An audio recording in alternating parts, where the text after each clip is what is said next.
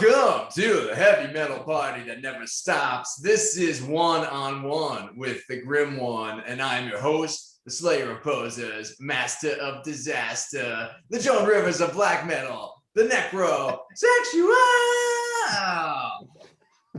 And joining me on this morbid dispatch across continents, we have the rhythm section of the band Mother of All, Martin Haumann and Steve Giorgio, one hell of a bass player. How the hell are you, gentlemen? Nice to be here. Thanks for having us. Mother of All, you have a new album, Age of the Solipsists, coming out. What was it like recording this album? It's been a long time in the works. So just during the pandemic, I was like, okay, I'm going to finish this up. And so I recorded the drums, and then I was like, I know Hannes Grossman, the ex-drummer from Necrosexual, and he knew Steve, and I was like, could you send it to Steve? And thankfully he did, and thankfully Steve had time at that point, so that was great. The timing was there. What about you, Steve? You shredded in some of the highest order bands, everything from Death, Sadist, Testament, Autopsy. I'm sure I'm forgetting just a few, but those are just a couple of my favorite ones. And I've seen your playthrough video, and like everything else you play in, it's got plenty of riffs. So what was it like embarking on this bass journey in Mother of All? Well, it was a unique situation for me because my year was really booked solid with touring. The new Testament record was done and out, and the album was getting a lot of attention from the label. A couple music videos came out, a lot of push, a lot of good reception. So we were going to be busy as hell. And just before the release, we're on tour with Exodus and Death Angel in Europe, and a giant sickness broke out, which also affected yours truly. So not only were all the tour plans of the successful release completely thrown in the garbage, but I started worrying about what the hell am I going to do? So just as I'm coming out of this brutal sickness, I get contact from this beautiful Dane down here, and he wants me to put some bass on his music. So it was a nice, kind of helping hand returned back up to the living. So I was very appreciative to have at least something to immediately focus on. And, I guess the music just hit me just right at the time, because it was like, it's hardcore in nature, but you can really decipher out a lot of intricacies and melodies and, different chord voicings and stuff. So I heard a lot of musicality in there. I thought it would be, a nice venture to join in and contribute some bass. And after meeting Martin online and talking with him, I realized it was going to be, step in the right direction, make some cool music. Did you guys ever meet in person, or was this whole project entirely like a Slay at Home production? It was Slay at Home. We talked together. Like the first, I think we have a couple of talks, and then from there on we mailed a lot back and forth, and then it was just like Steve getting a feel for the songs. I have a little question for you, Steve. Like, was it hard? Like, cause you just been sick. Had you been playing the bass while you were sick, or like how was it? Oh, hell no. I didn't even finish unpacking my stuff from tour. There was the stuff still sitting in cases with that kind of tour smell, and I didn't touch the bass. The first time I really plugged in and blew the dust off the old recording system was for your stuff. So you mentioned touring with Death Angel. Of course, their drummer was like literally brought back from the dead from severe COVID. He was in a coma, man. In fact, members from all three bands got sick. Oh, sorry. And your fingers are glowing. I got to ask you, what are those? Yeah. Other finger lights. They help me play faster. Oh, really? Seriously? Yeah. Is that your secret? Yeah, I play light. It gives me light speed. Yeah. What's one song from this new Mother of All album that people should drop all their shit now and listen to? Or your favorite song? They should go in and check out the playthrough of We Don't Agree that we just put out. I think it was a couple of weeks ago. So definitely that one. That one's up right now. What about you, Steve? What's your standout track? if you had to choose one?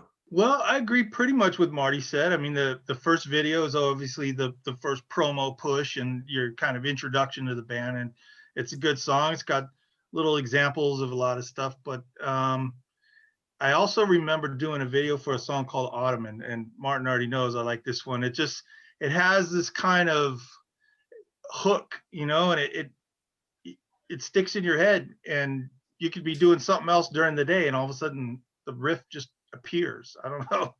It's for something that's, you know, have a large percentage of black metal influence with, you know, just thrash or speed metal in general and all that. Basically the types of things that aren't normally catchy. There's this surprise catchiness in especially in the song Autumn. So I think that's the final title. Sometimes I still call stuff It by is. work It is. title. It is. Okay, cool. And it sounds like you both agree, and we don't agree. So check it out. The playthrough is online, and it's got a lot of riffs. Basically, the album is just one big homage to heavy metal. Like that it's just like a lot of different styles. Just trying something new, trying to do my own thing, and yeah, a lot of experimentation.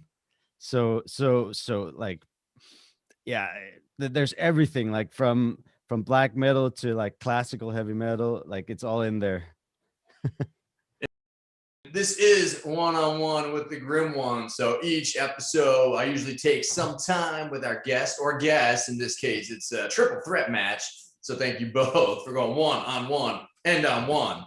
All three Three-way. of us. Yeah, right? With the lights. To talk about one album or albums that hold a special place in your heart, your own little heavy metal homage. So I want to know from both of you, tell me about one record that holds a special place in your hearts. Sons of Northern Darkness. That's the one for me.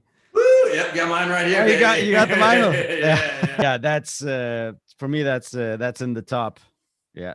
That's an appropriate choice because when I first saw Immortal in concert, it was also the first time I saw Testament in concert at BB King's Club in New York for the Metal Gods tour in 2003. And it was actually, I think, one of only a handful of USA dates that Immortal did. Of course, I got to see Testament shred. And I think, Steve, I even met you outside the club and had you sign my dollar. So I went from being a really overzealous, like 15-year-old fanboy, super geek, to a grown man who wears Kiss makeup and interviews people in my bedroom. So the circle has come full circle. Why is it that Sons of Northern Darkness has touched you in a special way? Well, I have to say, like the first time I heard it, I'd never heard anything like it because it mixes. It's just such a perfect blend of it's very melodic actually. And it has like the thrashy vibe on top of the black sounding riffs, and also the drumming was just like, it was perfect, like his horgs, like his little, like the double bass intricacies and the gallops, quick little gallops and double strokes, or like whatever it was, single strokes, Yes. like Yes, the it just footwork. gallop. Come on. Yeah, I never heard anything like that. So that album just blew me away. Apparently, Abath, or as he says, picked some songs off that record. They were a bit older demos, which is why it kind of sounds more like Manowar inspired or kind of thrashy, more 80s inspired. Really? Yeah, there was an interview I was reading with him where he said that a lot of the songs were kind of older, just demo material.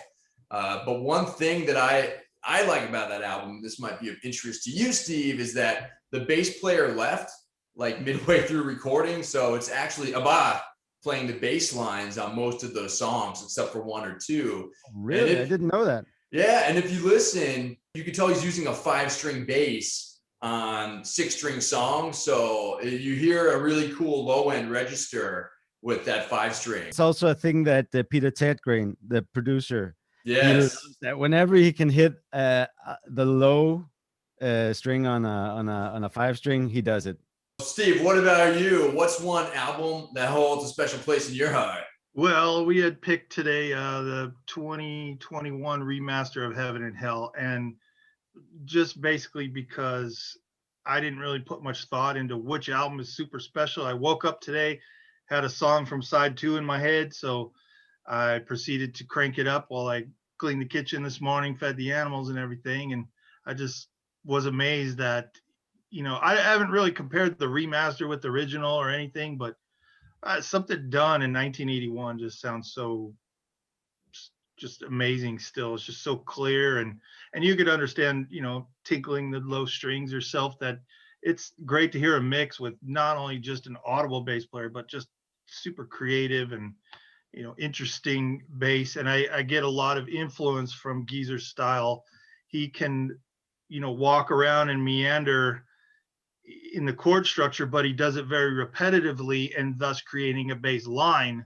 And that's kind of stuff I try to put into the speedy technical music. You know, if I find a hook or some kind of little passage where I can move up and around, you know, with some notes, if I can find a way to repeat it, then it's not just a little bubble, a little show off area, but it becomes an established bass line. So, you know, the background music is a lot different. A Black Sabbath's wide open space, you know, compared to thrash or death metal or anything where everything's very compressed and just fighting for space. But, you know, that style of music, you know, I'm old enough to be around when it kind of came out, and all the players of it were influenced by that early kind of stuff. It really wasn't called heavy metal too much back then, but it's just become the classic heavy metal stuff. And, you know, that's kind of where we all came from. That was the previous lounge, and we all grew up and moved into this, you know, more aggressive style that's been pretty predominant for the past 30 years. But it's probably Black Sabbath, any album really is probably a big influential pull for almost every heavy metal player for a reason. I mean, there's just a color, a sound quality, and just a vibe with that it goes with anything. It could be dark and heavy and evil, but it's also, Sabbath is very flower child and hippie power and kind of light and, you know, like almost political anti-war, like hippies carrying signs back in the 60s. So it's not really locked into one thing, but, you know, it's just like the good old go-to, you know. When you're told pick out something you like, your top 10, you know, what's your top 3 album, it's brutal when you especially spend so much time listening to music and drawing from it to be your own player, that sometimes you just, like in my case today, I just defaulted on something that's just, it's going to win every list because it's just that pure and heavy and simple and just right to the point, you know. And, you know, old guy bringing an old album. So well, the classic, some things never go out of style. And of course you have a Riffmeister as iconic as Tony Iommi. And then you have that pairing and that reinvention with a voice as iconic and goosebump inducing as Ronnie James Dio on that record. What's your favorite song, or what's one of your standout moments on the Heaven and Hell record, Steve?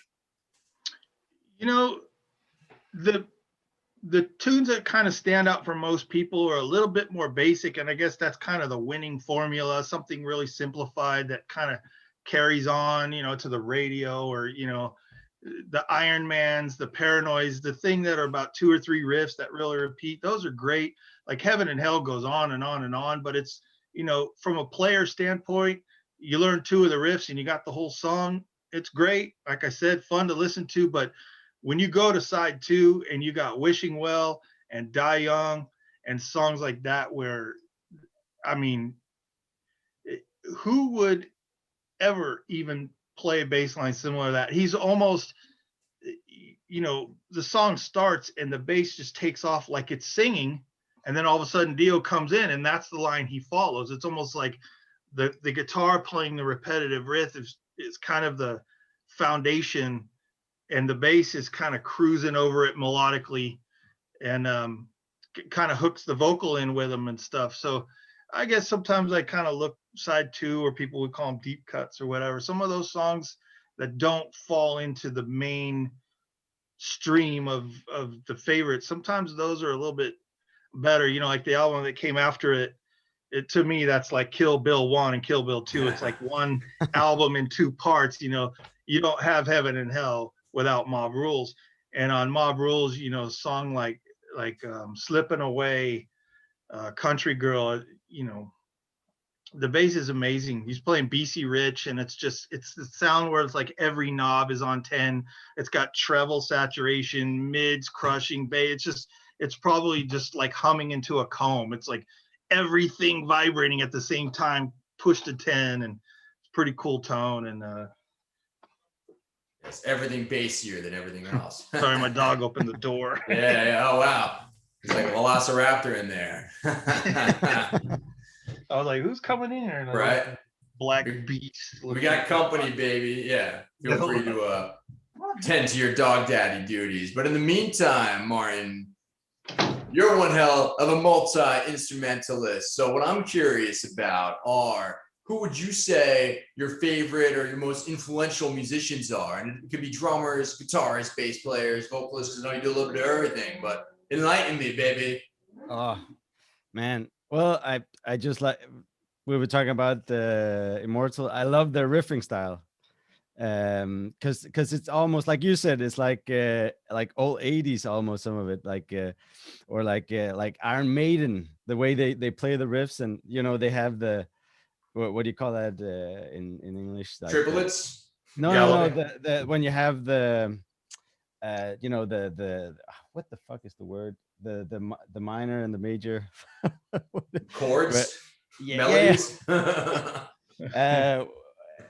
When you have, you know, in a triad, there's three tones. What's the second one? Second. Steve, I feel like this is your time to shine. I forget So, the word. what, 1, 3, 5. The third. Yeah, the third. Yeah. They just have the third and the octave, right? They don't, for a lot of the Immortal stuff on that album, as far as I remember, and that just has that, like, it's kind of an open sound that I really like. So that's a big influence. And then I have to say Gene Hoglan. The Atomic Clock. Yeah, baby. Another person I got to interview real soon, but really? Yes. Yeah, I hope to talk to him sometime in May. We'll see. I've talked to Alex Skolnick, and I've talked to Steve Giorgio, baby. So we're crossing them off the list. Yeah, I think definitely, like, because he's just like, he's so creative. Like, everything he comes up with is just it's mind-boggling sometimes. Like, I would never think of doing that. Some of the ideas that he comes up with. I could keep on mentioning some, and the way he uses ghost notes. Of course, Sean Reinhardt. I think those are probably the big ones for me. Yeah. Steve, what about you? You mentioned, of course, Geezer Butler, a bass player who also added a lot of funk and a lot of groove to Black Sabbath, which sometimes is missing in extreme metal. But who were your other heavy metal heroes, whether it's a bass or elsewhere? Gene Hoglan. Playing with Gene, like Martin said, that's the creativity that comes out of him is amazing. It's like when we ever have a new monitor man or something, and I need my mix, changing my ears, I always have to remind the guy, you know, put the toms in my mix. You know, usually the guitar players, the singer, they just want kick snare. They just want the basic kick snare. But for me, playing with Gene, I need those toms there, because that's the link of the conversation between the bass and drums. He's very vocal. Like when he's playing, you can hear the melodies in his stuff, and that's what I'm linking to. It's easy enough in a band like Testament to just stay on the kick and snare. That's kind of instinctual and it just happens, you know. But being a meandering bass player, when I have those toms, then all the stuff that I'm floating around with in between the guitars makes sense, because that's kind of where the conversation is linked right there. Yeah. How did your, like, the way you play together when you play in a band like Testament versus Death? How does the playing between you, like, how does that change? Well, there's a little bit more rules with Testament. They have their formula, you know, and it's not really up for interpretation. You know, if you compare what me and Gene play on the older songs that, you know, were done by the original guys, it's obviously a little different, but it's not a lot different. Where with Death, we have complete artistic license to not only play the songs we didn't record our own way, but we also tend to change the stuff that we did record originally, sometimes just evolves together. It's and that comes from kind of Chuck's supervision.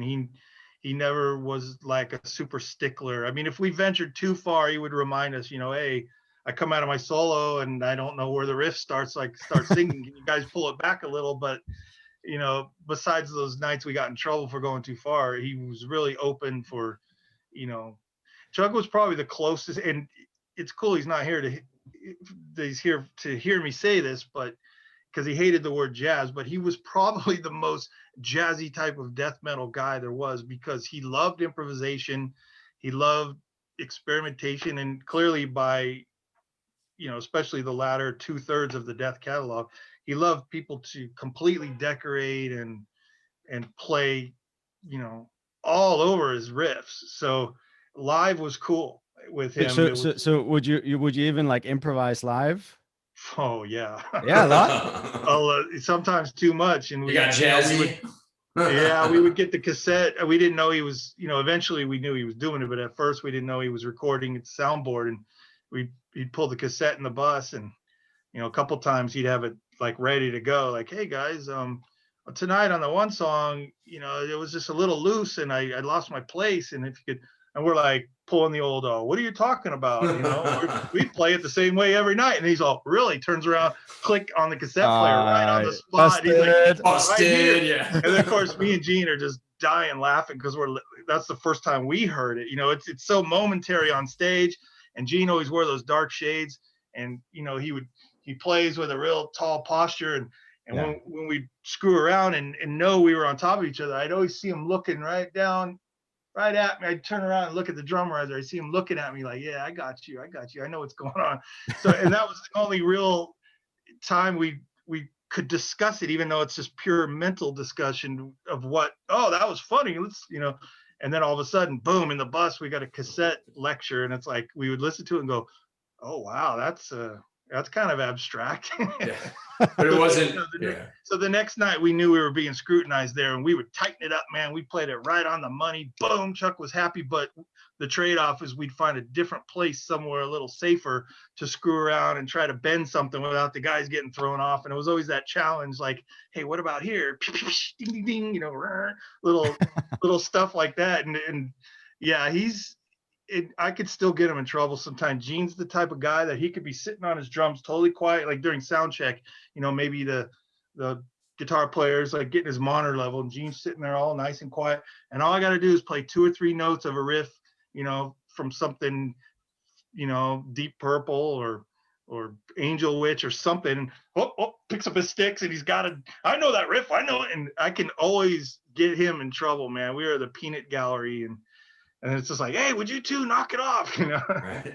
Yeah, stop having fun. Yeah, exactly. This is a metal band. No smiling aloud. We're here to rock. Yeah. But I mean, we go way back. Our friendship is, older than some people's age. And so we have that kind of connection where it doesn't take very much prompting. We're always like ready to snap on the same line. So it's pretty cool. But yeah, I mean, during Testament, it's a little bit more by the rules, but that's why I painted that whole story, because we're always looking for a way to find where the rules aren't really leaning so hard. But I want to get those old tapes. Yeah, right. Chuck's tapes, man. Yeah, actually, I would come home if I ever ended up with him. I don't know why I did this. I would send him to Borvoy, the guy who runs Blabbermouth.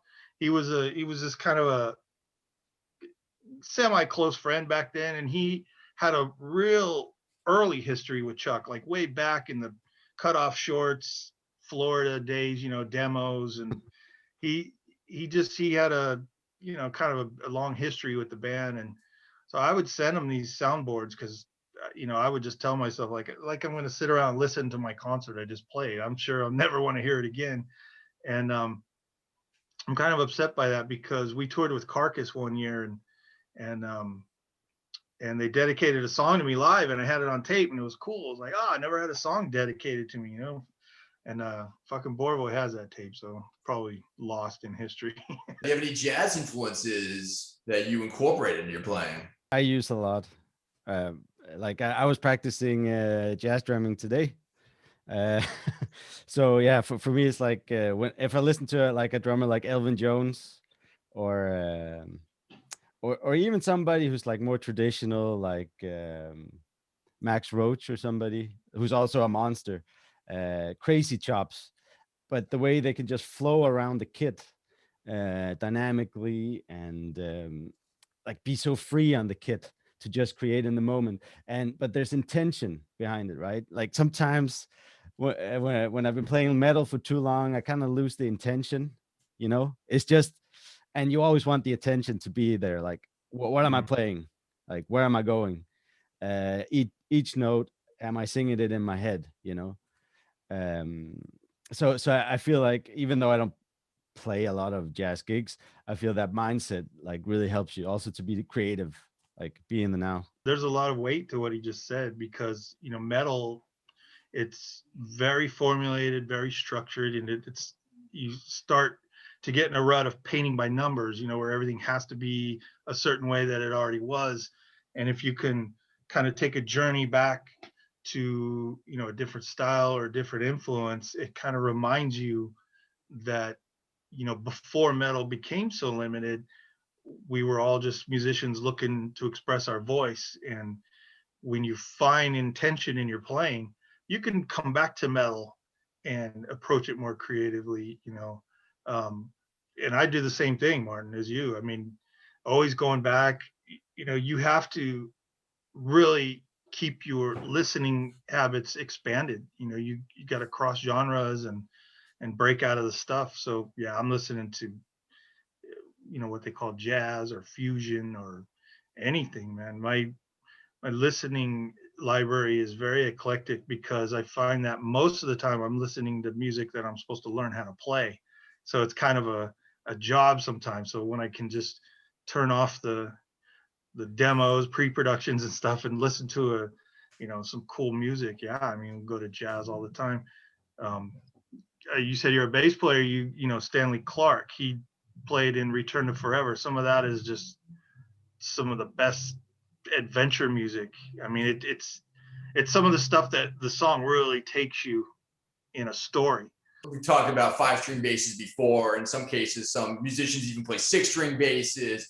But you went the other way. You have a custom 3-string bass. So can you tell me a little bit about that bad boy, how it came to fruition, and like how's the tuning work? I've always been curious about a 3-string bass. I actually invented it by accident. I was hired by Obituary to do a tour, and I didn't have a whole hell of a lot of time to memorize the songs. And it was a long set list. We were going to be headlining a lot of gigs, so they had some 22, 24 songs. And, you know, when you're in a band for so many years, your memory knows how to categorize things, and you can pull riffs from old things and mix them with new things, you know. But when you come in fresh, it's all one giant messy pile of riffs. And I had trouble distinguishing which riffs went in what songs. And I had to crash course. And I was in a hotel the night before the first show, and I just remember thinking, man, if I could simplify what I'm looking at, maybe my memory will help my hand go to the right place for the next riff.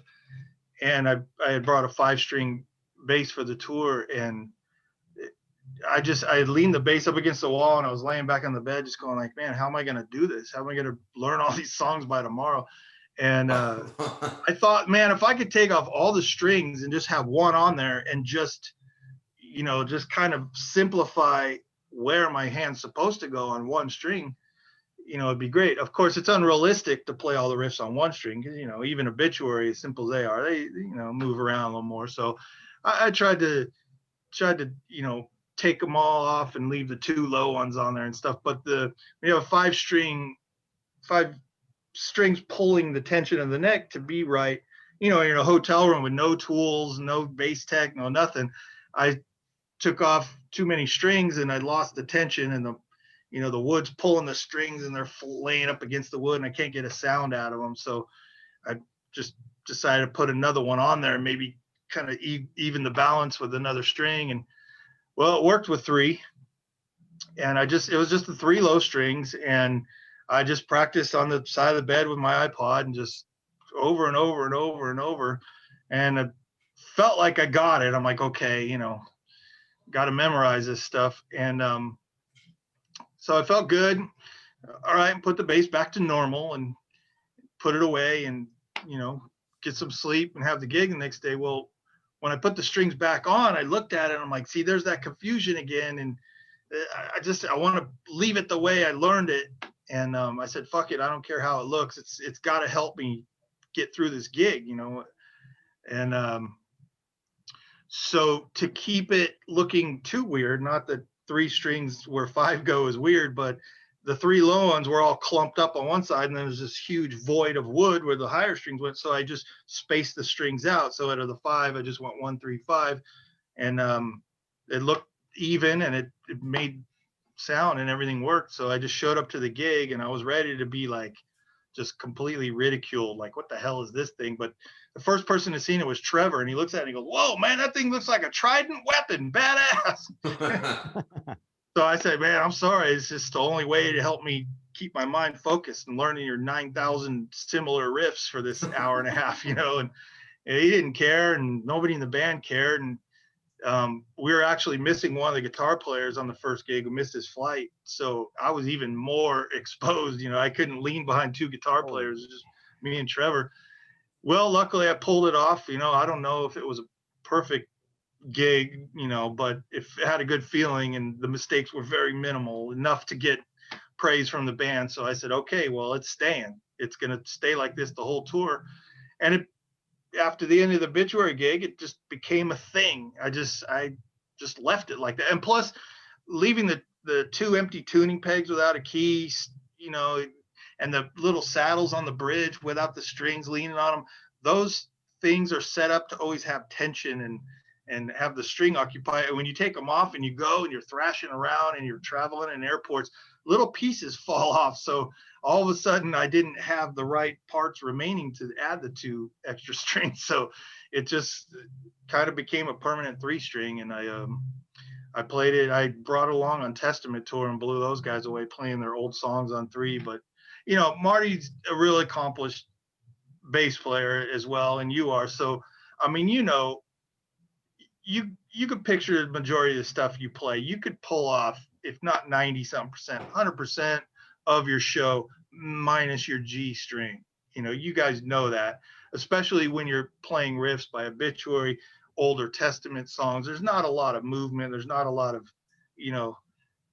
room for the bass to play on upper registers. So it really was more shocking visually. But when you think of the practicality of it, it wasn't a big deal. It was a total show off thing. And it was a fun exercise for me. I had to learn the notes higher up more because you don't have the higher string to go to down here where you used to. So it turned out to be a cool lesson. And and so brought it on the Death tour and played the older songs, thump, thump, thump, thump, and then switch off with my 6 string when I got to play some crazy stuff. I guess you could say that Obituary is the mother of invention. Tell me about the one moment where you heard music or something happened in your life where you were like, you know what, I want to be a lifer. I want to play music for the rest of my life. I don't know if that's the moment I decided, but I heard Eat the Rich with Aerosmith. And those jungle drums in the beginning, I always loved drums, and they're like, and then the riff comes in, rum bum bum bum bum bum da dum dum da dum dum dum dum, and then I was just hooked, and and that was like almost kindergarten or something.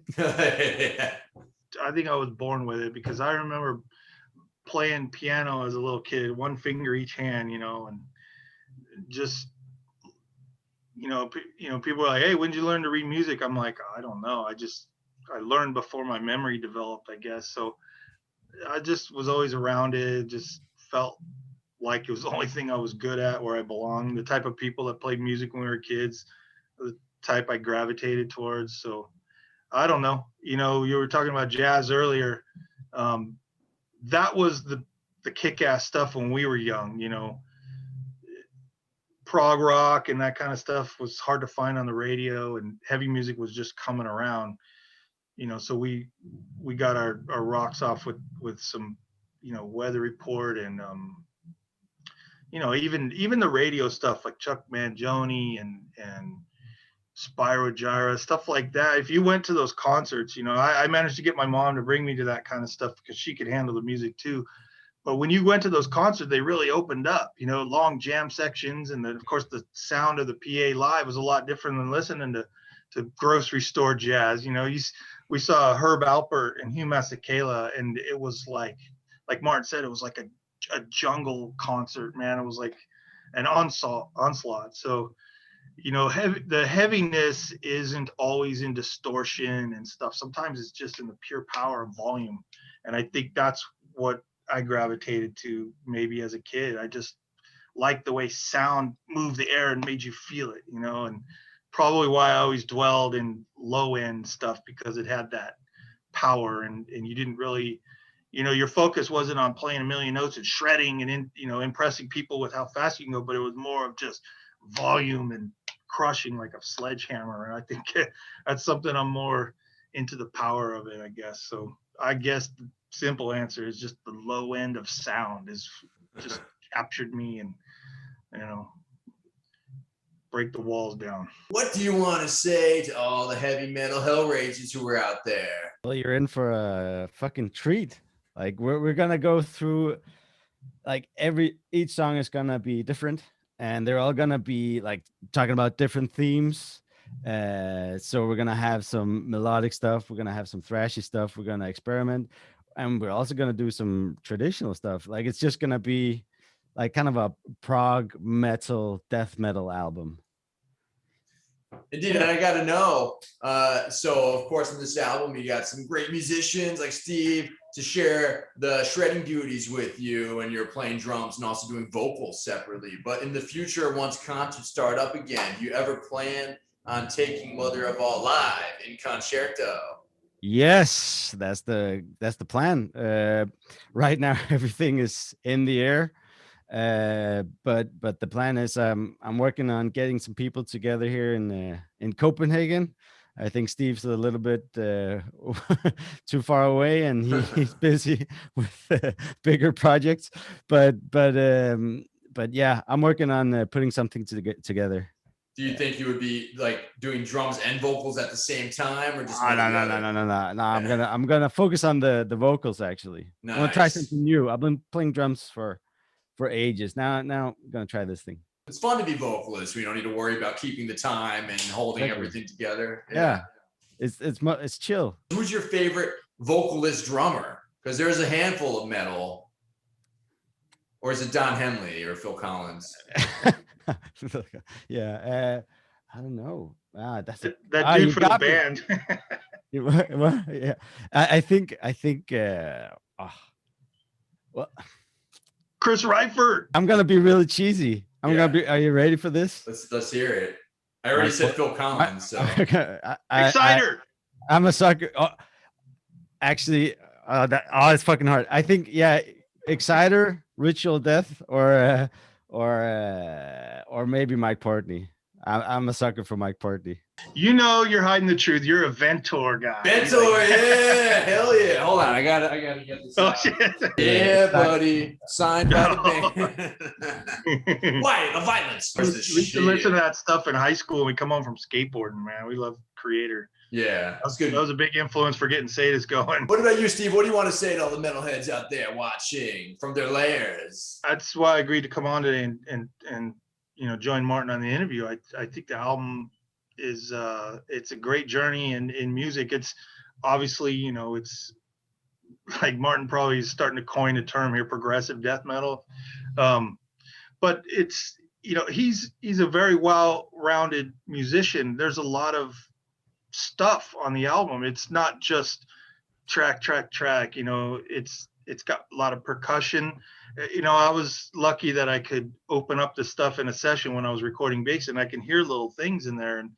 And there's acoustic percussion instrument, there's acoustic guitars and different vocal tonalities, and, you know, and from the bass point of view, Martin prepared almost all of it for me, and it's very well thought out, and I think the musician level of us who've joined him had to come up to his level and his creativity, and I think all of that melts together for a cool experience for the listener. I think and playing this kind of metal, we're kind of used to performing majorly for other musicians and stuff like that, and this falls right in the middle of that category. I think this will appeal to more of the nerdy musician. I want to listen and dissect and analyze and discover things, which is great, because if you listen to Dream Theater, you're either a musician nerd, or I don't know, or just a nerd, I guess, right? A nerd, just a regular nerd. classical music student or something. I don't know. So, yeah, I never should have said anything, man. You are now the Dream Theater boy. Yeah. I'm gonna get all the hate mail from the Dream Theater fans. No, but yeah, that doesn't sound like them at all. But no, not even close. No, but I have to say, like, Steve brought in a lot of cool stuff. I have one of the songs is just like exploring quintuplets a lot, just like trying to make a song sound like a fucking song. While like having all these crazy changes, and all of a sudden, like in the middle of a verse, he just starts playing a goddamn solo, and I was blown away. That was awesome. You remember that? Like he's doing this crazy slide solo in quintuplets. It was like, oh yeah, thanks. That was awesome, and it's those type of moments that just makes it for me. So it's just been a huge privilege to have you on, Steve.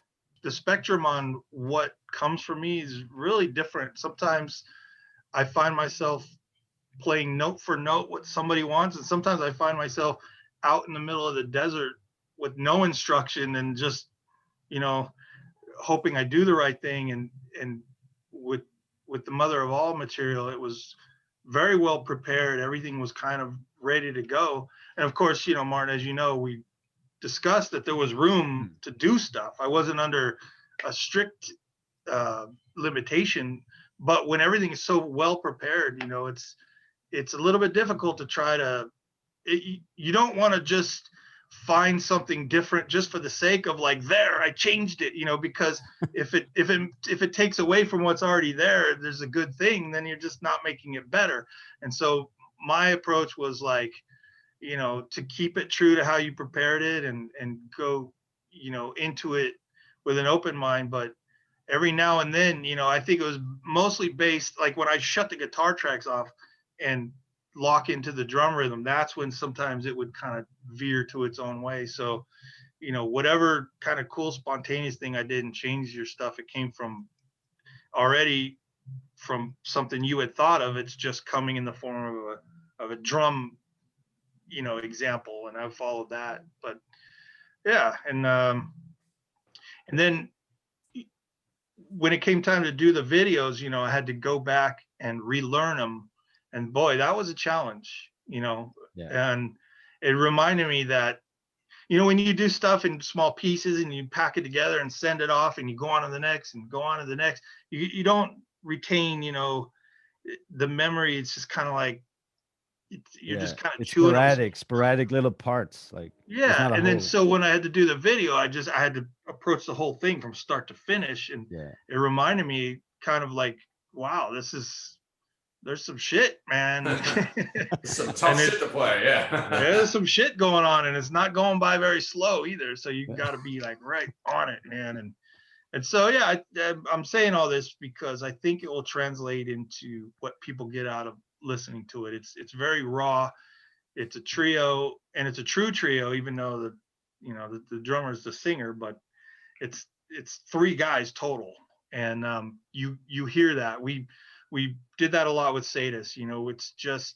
It's about as raw as you can get. It's like the three guys are in a rehearsal room facing each other, and the listener's the one guy sitting right in the middle with surround sound, and you're not going to miss a thing, and it's a pretty cool adventure. So we'll see. It's a musicality album, but it's fucking hardcore, and and definitely do not drive in the slow lane while listening to this. Thank you to Mother of All. Thank you, Martin and Steve, for going one-on-one with the Grim One. I appreciate your time, gentlemen. This has been another transmission with the Necrosexual, and I will see you in hell. Thanks, guys.